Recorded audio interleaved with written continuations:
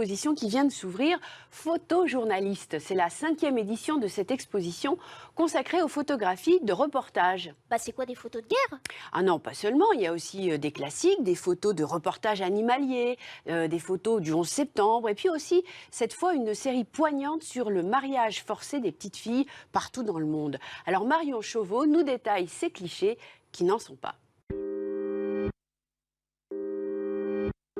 Un regard qui se dessine, un face-à-face inespéré. À la Galerie de l'Instant, Julia Gragnon met en valeur le travail des photoreporters, des instants de vie qui ne durent qu'une fraction de seconde, à jamais immortalisés. En fait, c'est une révélation que j'ai eue il y a 5 ans au festival Visa pour l'image à Perpignan. Moi, c'était pas spécialement le style de photo qui me passionnait. J'ai pris une grosse claque.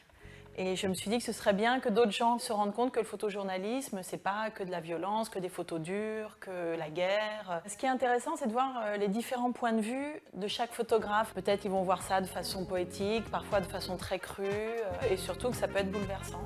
Des clichés uniques et touchants qui nécessitent un certain engagement et beaucoup de patience. Dans tous les photographes qui sont exposés ici, je crois qu'il y a des séries qui ont dû être faites en quelques minutes, et d'autres, comme par exemple Vincent Munier qui a fait des photos d'animaux. Là, il faut une patience de folie, de la chance aussi, parce qu'il faut la bonne lumière, être là à ce moment-là. Il y a plein de facteurs comme ça qui rentrent en compte. Le photoreportage, c'est donc tout à la fois des paysages à jamais disparus, des curiosités de la vie, les regards percutants de Steve McCurry, rendu célèbre par son portrait d'une jeune Afghane, ou encore le travail de Stéphanie Sinclair sur le sort de ces fillettes mariées dès leur plus jeune âge. Elles ont, je sais pas, entre 5 et 12 ans, quoi. Elles vont épouser des mecs qui ont 30, 40, 50 ans, facile.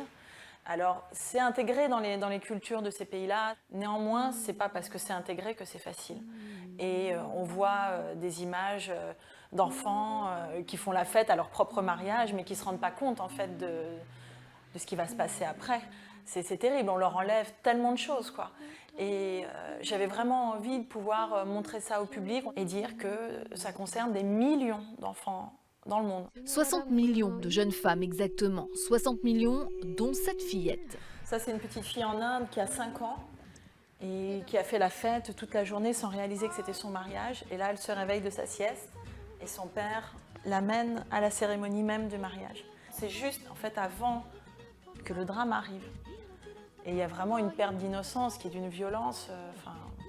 À 5 ans, on ne peut pas comprendre qu'il va se passer quelque chose de si terrible. Car le mariage sera bien sûr consommé. Dans ces photos, pas de jugement, mais une alerte que Julia Gragnon relaye. Une exposition qu'elle a mis 1 an à monter et qui colle parfois la chair de poule. On adhère, on vous recommande jusqu'au 10 juillet à Paris, à la Galerie de l'Instant.